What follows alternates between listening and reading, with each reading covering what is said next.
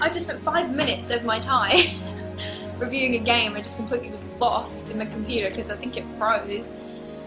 But at least now you don't have to listen to my washing machine. It sounds like it's calming down a little bit now. So I'm going to start again. And I'm going to do a review, God, of Heavy Rain. I also want to clarify, I had a little conversation with a guy in my course, and he was trying to tell me that you've got an origami figure in each case. And I wasn't having any of it, and I was like, no, I didn't read that anyway, I'm talking out your bum. And well, you do. So you were right. Unfortunately though, you have to fold it yourself, which as you can see resulted in something very interesting. And I did it the wrong way around, I think, because if you look, all the type is on the inside, and I think it was supposed to be on the outside, looking at the diagram. So, I don't know. And I would attempt to fold it the other way, but I can't even make a paper aeroplane, so I don't think that's a good idea. I'm just going to leave it the way it is.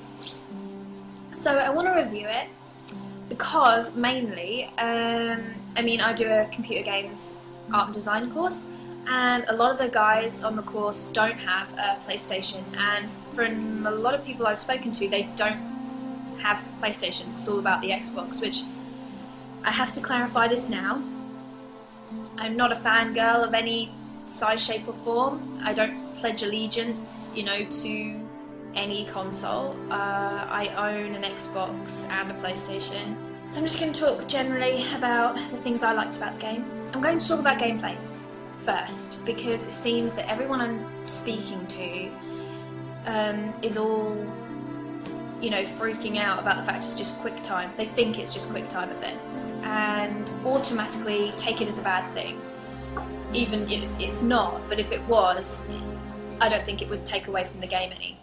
That's just my opinion. So, I mean, you have chances where you can actually control the character, you know, just walk them around the environments, and that took me a long time to get used to, because it's one of those things that if you want to try and turn left, sometimes the camera angle will change and you'll find you're walking in the opposite direction, or irritating things like that. And also it's hard to get used to the fact that you have 4 different characters that are so totally different in build and weight and things like that, that they walk completely different from each other, which could be considered a great design aspect, because they've actually looked or taken the time to look into how they all move. Yeah, but the actual gameplay itself revolves around different kinds of movements via 6-axis, control, mushroom pad, whatever, quick time events, you know, press X repeatedly or press and hold certain sequence of buttons. Sometimes you have to do an action really slow, otherwise you'll completely bugger up everything, or just the action in general. There's so much, and personally I think that benefits the story, because this way you're not limited to a set amount of actions. It's not just punch, kick, walk. It's your character is able to do anything. And you can completely interact with the verse and everything that's going on around you. You can pick up a glass, you can lean against the wall, sit on the bed, do whatever you want. So, on to story, very quickly. It's really brilliant. I think it's the best story I've ever... I mean, it's so... the depth of it is great. It's a detective thriller, whatever you want to call it. But I was guessing throughout the entire game. I was like, who the hell is the origami killer? I really need to know. And they always give you these little teasing little clues and stuff. It was brilliant. It was brilliantly executed. The characters themselves are incredibly deep. They all have flaws, which is great, because flaws make us human. We're not perfect. It just created more of a believability because of it. So that was great. I found myself getting into the story so much when I got the ending. To anyone who's played the game, I got the so close ending. I was in tears. I actually bawled. And I think what really added to the suspension of disbelief was the fact that your characters had mortality. They could die. There was no game over screen. You don't respawn in 10 minutes, 10 minutes? 10 seconds after you die. That's it. story continues. Everyone's heard it, we've all read it in magazines. You don't realise though that when you're playing it, when you find yourself in a life or death situation, with that knowledge in the back of your mind, it suddenly makes the situation so much more pressured. It's all about fully immersing yourself in a game, and I don't think any game has quite done that like this. I mean, I'm a fan of Uncharted because of the chemistry between the actors and the brilliant writing, but this is totally different. It's totally different because you don't feel like you're watching the characters.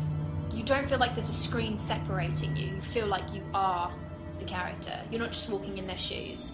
You are, well, them. So, story, I'd say if you like games or you play games for story, then Heavy Rain is for you, and you can't beat it in that aspect. Visuals are great. I mean, they just look fantastic. The character models themselves, you can see the pores, blotchy skin, stubble, all of it, you can see it, and it looks great. The environments are great, not as good as the character models, but not crap. Some of the objects that they come in contact with, remotes, TVs, whatever, they look kind of two-dimensional, which in comparison to the character models can seem very obvious. And lastly, onto the score. The score I thought was spectacular, very film noir. It set the mood and atmosphere perfectly, and it took an already stressful storyline or nerve-shredding moment and just amped it up. So yeah, the score is great and it lends itself perfectly to the game. Overall, this to me is the best game I've played, bar none. I've played it another 4 times since I've finished it, just to get all the trophies and see the different endings and all that. So anyone who says it has no replay value is lying. And just try it out. Just you know, be part of the gaming revolution. You know, if you don't have a PlayStation 3, no big. Just go around to someone who has one, or you know, just invite yourself over to some. Hell, I'm having a game night around here for some people that don't have, you know, the means to play it or buy it. So do it. It's great. A great idea that I actually read on a forum somewhere is they had a big group who played the game, and each person played a different character. They had a set character, and every time their chapter came up, they'd play it, which resulted in a completely different story because everyone, you know, had different methods of playing. But overall, I would give it roughly a 9.5 out of 10. Walking, the objects that you interact with aren't that great. The environments could have been a little bit better, or could have been as good as the character models, but it's damn near perfect, the rest of it, for story, suspension of disbelief, all of that. You can't get any better. So, to Quantic Dream and David Cage, thank you for creating such a beautiful game. But I hope you guys, you know, liked the review. I don't know, I tried to do Saint-Tropez, or no, sorry, the cheaper version, which I can never pronounce, and that turned out terribly. So if you all thought it was crap, I'm sorry for wasting, I don't know, about 15 minutes of your time. Thank you for listening, is all I can say, and I hope you guys have a great day. To people who already have the game, happy Heavy Rainage.